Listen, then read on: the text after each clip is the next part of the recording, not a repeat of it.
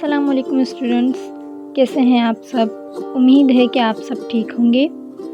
میں آپ لوگوں کی اردو کی ٹیچر آصفہ آج آپ کی اردو کی کتاب سریر خامہ سے ہم سبق نمبر 9 کے بارے میں پڑھیں گے۔ سبق نمبر 9 ایک افسانہ ہے جس کا نام ہے اوور کوٹ۔ اوور کوٹ کے لکھنے والے مصنف کا نام غلام عباس ہے۔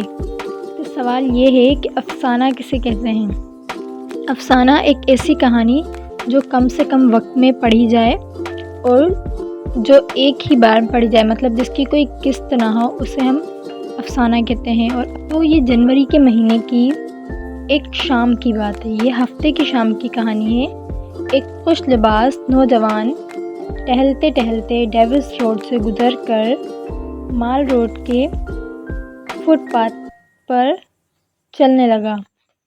وہ اپنے بناؤ سنگھار سے تو خاصا فیشنیبل معلوم ہوتا تھا۔ اس نوجوان نے بادامی رنگ کا گرم اوور کوٹ پہنا ہوا تھا جس کے کاج میں شربتی رنگ کے گلاب کا ادھ کھلا پھول اٹکا ہوا تھا۔ ادھ کھلا مطلب وہ پورا نہیں کھلا تھا، ابھی آدھا ہی کھلا تھا، وہ اٹکا ہوا تھا۔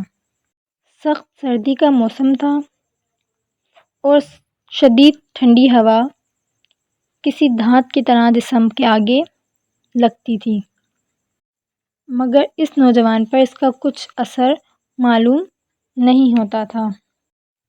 وہ نوجوان ٹہلتا ہوا اپنے منہ سے سیٹی بجا کر رقص کی ایک انگریزی دھن نکالنے لگا۔ راستے میں نوجوان کو سیمنٹ کی ایک بینچ نظر آئی۔ وہ اس پر آ کر بیٹھ گیا اور اپنے سامنے سے گزرنے والے چہروں کو دیکھنے لگا۔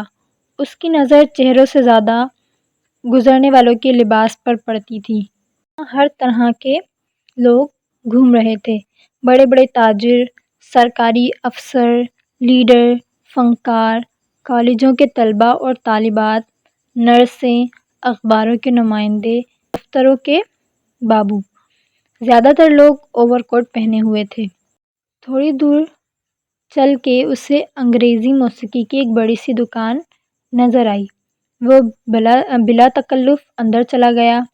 ہر طرف شیشے کی الماریوں میں طرح طرح کے انگریزی ساز رکھے ہوئے تھے۔ اس نے سب چیزوں کو ٹٹولا اور پھر تھوڑی دیر بعد دکان سے باہر نکل آیا اور پھر چلنا شروع کر دیا۔ راستے میں ایک چھوٹا سا بک اسٹال آیا۔ نوجوان یہاں بھی رکا۔ کئی تازہ رسالوں کے ورق الٹے رسالہ جہاں سے اٹھاتا بڑی احتیاط سے وہیں رکھ دیتا۔ پھر آگے بڑھا اور آگے چلتے چلتے اسے قالینوں کی ایک دکان نظر آئی۔ وہ اس دکان پر گیا۔ اس کے مالک نے بڑے گرم جوشی سے اس کی آؤ بھگت کی۔ اس دکان کے مالک نے بڑے گرم جوشی سے اس کی آؤ بھگت کی۔ اس نے کہا، ذرا یہ ایرانی قالین دیکھنا چاہتا ہوں۔ اتاریے نہیں، یہیں دیکھ لوں گا، کیا قیمت ہے اس کی؟ دکاندار نے کہا، آپ پسند کر لیجئے، ہم جتنی بھی رعایت کر سکیں گے کر دیں گے۔ شکریہ، لیکن اس وقت تو صرف میں دیکھنے آیا ہوں۔ 2-3 منٹ بعد وہ اس دکان سے بھی نکل آیا اور پھر اپنی مٹر گشت شروع کر دی۔ اسی دوران اس نوجوان کی نظر ایک جوڑے پر پڑی جو اس کے پیچھے سے چلا آ رہا تھا اور اس کے پاس سے گزر کے آگے نکل گیا۔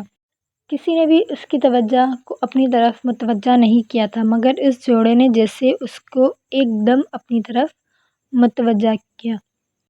وہ جوڑا جیسے ہی تھوڑا سا آگے نکلا سڑک پار کر کے، تو اس نے ان کا تعاقب کرنا چاہا اور وہ نوجوان جیسے ہی لپک کر ان کا پیچھا کرنا چاہا، مگر اچانک ایک اینٹوں سے بھری لاری نے پیچھے سے بگولے کی طرح آئی اور اسے کچلتی ہوئی میکلوڈ روڈ کی طرف نکل گئی۔ وہاں کے راہگیروں نے حادثے کو دیکھ کر شور مچانا شروع کر دیا۔ کئی لوگ جمع ہو گئے۔ ٹریفک کا انسپکٹر جو موٹر سائیکل پر جا رہا تھا رک گیا۔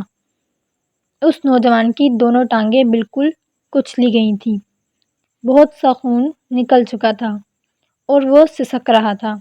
فوراً ایک کار کو روکا گیا اور اسے جیسے تیسے اس میں ڈال کر ہسپتال روانہ کیا گیا۔ اس وقت اسپتال میں ایک اسسٹنٹ سرجن مسٹر خان اور 2 نوعمر نرسیں مس شہناز اور مس گل ڈیوٹی پر تھیں۔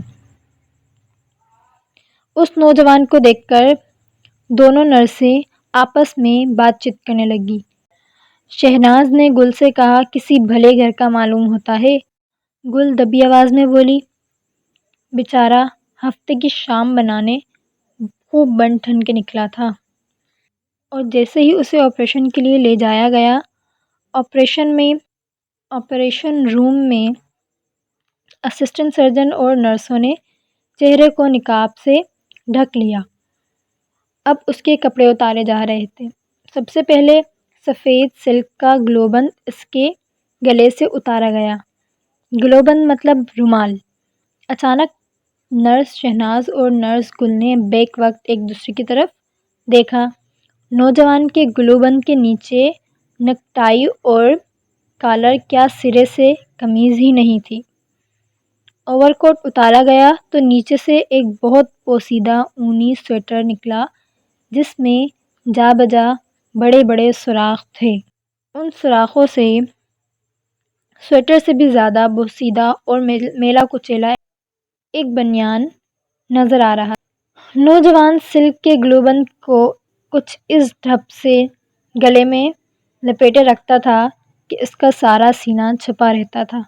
اس کے جسم پر میل کی تہیں بھی خوب چڑھی ہوئی تھیں۔ ظاہر ہوتا تھا کہ وہ کم سے کم پچھلے 2 مہینے سے نہیں نہایا۔ البتہ گردن خوب صاف تھی اور اس پر ہلکا ہلکا پاؤڈر لگا ہوا تھا۔ پتلون کو پٹی کے بجائے ایک پرانی دھجی سے، جو شاید کبھی نیک ٹائی ہوگی، خوب کس کے باندھا گیا تھا۔ بٹن اور بکسوے غائب تھے۔ دونوں گھٹنوں پر سے کپڑا مسک گیا تھا اور کئی جگہ کھونچیں لگی ہوئی تھیں۔ چونکہ یہ حصے اوور کوٹ کے نیچے رہتے تھے، اس لیے لوگوں کی ان پر نظر نہیں پڑتی تھی۔